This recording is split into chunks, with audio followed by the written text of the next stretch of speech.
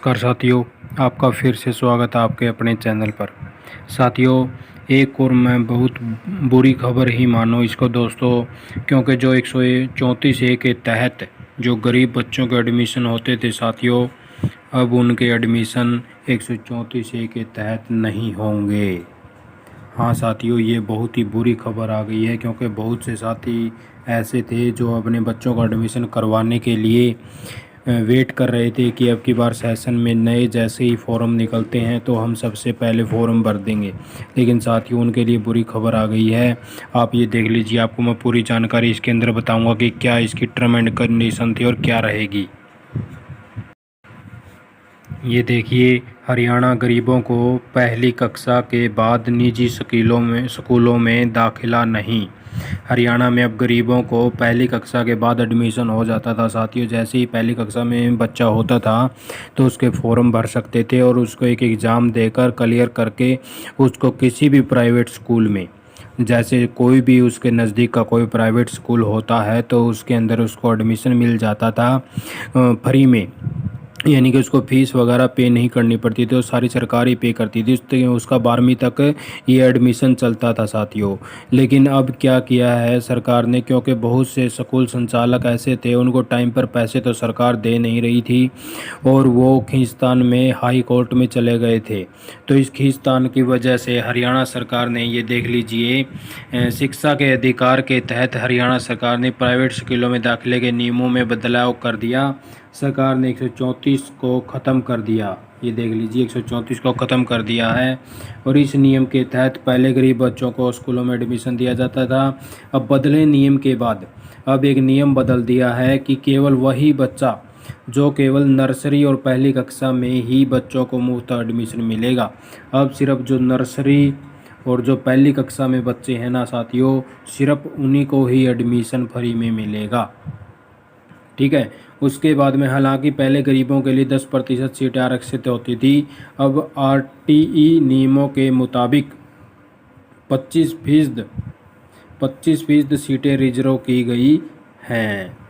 बदले नियमों के बाद यह प्रावधान भी होगा कि यदि 1 किलोमीटर तक कोई सरकारी स्कूल न हो या उन स्कूलों में सीट फुल हो गई हो तभी बच्चों को प्राइवेट स्कूलों में एडमिशन मिलेगा। गौर हो कि नियम 134A के तहत एडमिशन के लिए आवेदन करने वाले बच्चों का टेस्ट भी लिया जाता था। ये देख लीजिए, पहले टेस्ट लिया जाता था और फिर उनके पोस्ट अलग से निकाली जाती थी। मौजूदा शैक्षणिक सत्र में 21,577 बच्चों ने किया था। अब ये देख लीजिए, इनके लिए तो बुरी खबर आ गई है साथियों। अब उनको तो एडमिशन मिल गया है, अब की बार भी तो कम से कम इतने बच्चे होंगे, कम से कम भी 22,000 बच्चे अब की बार भी होंगे जो एडमिशन लेना चाहेंगे। तो अब उनका तो आगे काम रुक गया साथियों। बच्चों को मुफ्त में पढ़ाने के लिए राजी नहीं थे। जो स्कूल संचालक है ना, वो बच्चों को पढ़ाने के लिए राजी नहीं थे, वो कोर्ट में चले गए थे।